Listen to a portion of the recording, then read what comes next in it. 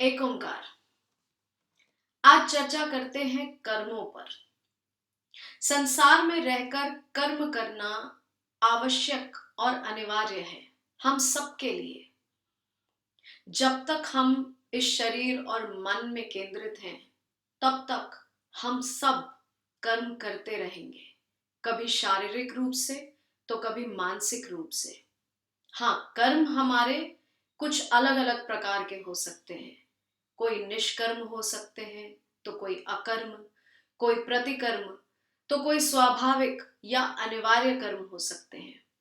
किंतु जब तक जीवन है तब तक कर्म है। जीवन के पश्चात यानी मृत्यु के उपरांत ही कर्म हमारे रुकते हैं। ऐसा क्यों है?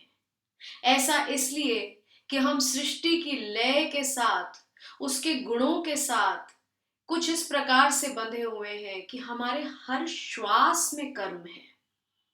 जब तक हम जीवित हैं, या फिर ये कह लीजिए कि जीवन ही कर्म है, मृत्यु केवल कर्म के पार है। फिर क्यों ना हम सोच समझ कर कर्म करें, माने अपने ही कर्मों के साक्षी बने। अहंकार वश किया हुआ कर्म, मैं की भावना से किया हुआ कर्म, इस प्रकार का कोई भी कर्म ना करे, क्योंकि वह अज्ञानता है। वो कर्म अज्ञानतावश किया हुआ कर्म है, क्योंकि उस कर्म के करने में ही कहीं ना कहीं बंधन का एक कारण है। तो हमें मैं की भावना से मुक्त होना होगा, फलाकांक्षा से भी मुक्त होना होगा, क्योंकि फल की आकांक्षा रखकर किया हुआ कर्म भी अहंकार से रिक्त नहीं है। इसी प्रकार हमें अपने कर्मों के मूल्यांकन से भी बाहर आना होगा। ये कर्म शुभ, ये अशुभ, ये अच्छा, ये बुरा, हम अपने भले के लिए करते हैं। इसमें तो मैं बहुत ही ज्यादा पूर्ण रूप से विराजमान है।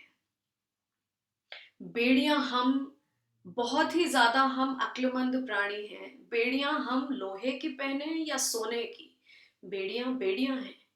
लेकिन हम सोने की बेड़ियां पहन के सोचते हैं कि ये हमारा श्रृंगार है। ऐसा नहीं है। अहंकार कुछ ऐसा ही है। जब हमें लगता है ये अहंकार नहीं है, तब भी उसमें मैं पूरी तरह से मौजूद होता है। तो हमें अहंकार का त्याग करना होगा, फल की आकांक्षा का त्याग करना होगा, तभी मुक्ति का मार्ग संभव है। कुछ इस प्रकार का अनुष्ठान करना होगा कि मैं केवल अपनी आत्मा में रहकर कर्म करूंगा। कर्ता की भावना से बाहर आना होगा। अपने स्वरूप में स्थित होकर हमें श्रेष्ठ कर्म करके भी कर्म और अकर्म दोनों के ही आंकलन से बाहर आकर अपनी मुक्ति का मार्ग ढूंढना होगा।